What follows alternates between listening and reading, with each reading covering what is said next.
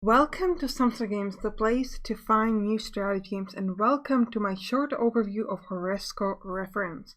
This game is a turn-based combat deck builder, but it has a lot of unique things. So, it was released to full release on the 26th of October and was developed and published by Sparrow Games, and it cost €6.99. So I said that this game has a lot of unique things compared to typical turn-based combat games or deck builders, so let's talk about it. Alright, so this is what a combat looks like. First of all, this little white thing is where you are.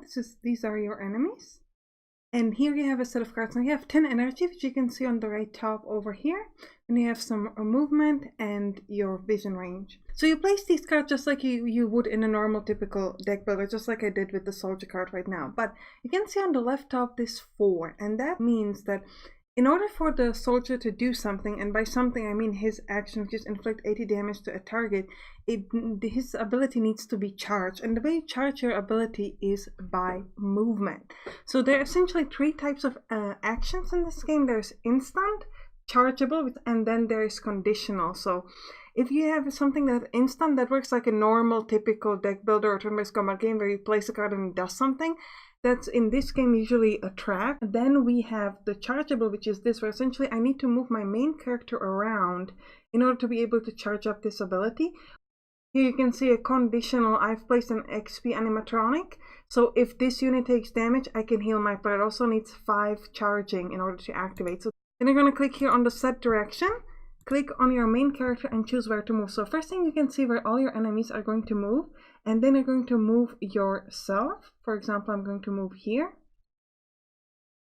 After that, if I have soldiers which I currently have, they're going to try to recalculate their position to get as close to me as possible, but also while avoiding all the other people and the obstacles. Now you can see that at this point I have managed to recharge the ability of my soldier, so I can now use it. Then you want to click on this and place it on some sort of enemy. For this one, and again it's going to need to recharge itself, so currently it needs 1 more movement for it to be activated. So that is how regular attacks work. You can also have a weapon, which is this basic launcher, which is going to give you a special action that your character is now going to be able to use. There are 6 types of cards in this game. We have structures, soldiers, heroes, weapons, programs, and traps. Up on top of these types of cards, you also have ephemerals, which are one-time effect cards. Now for playability, every time you start a new game, you pick 2 factions out of 5. Each faction has a different cards that you can get. You get some base cards, and then you can buy specific cards of that faction. And each faction focuses slightly on different types of cards. For example, you can have a faction that focuses mostly on structures, or a different faction that focuses mostly on traps. Now this wouldn't be a proper game if we didn't talk about story. So the story of this game is that you are a part of an alien civilization and you have met humans, but you kind of couldn't live together, and the humans, they did a lot of damage.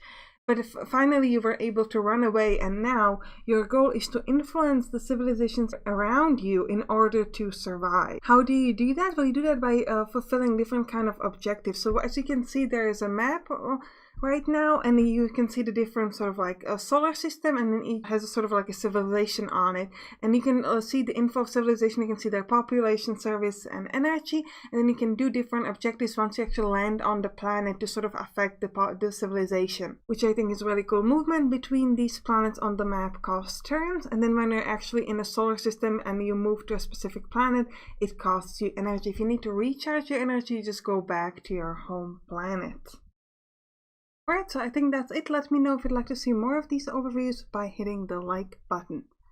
See you in the next one. Bye bye!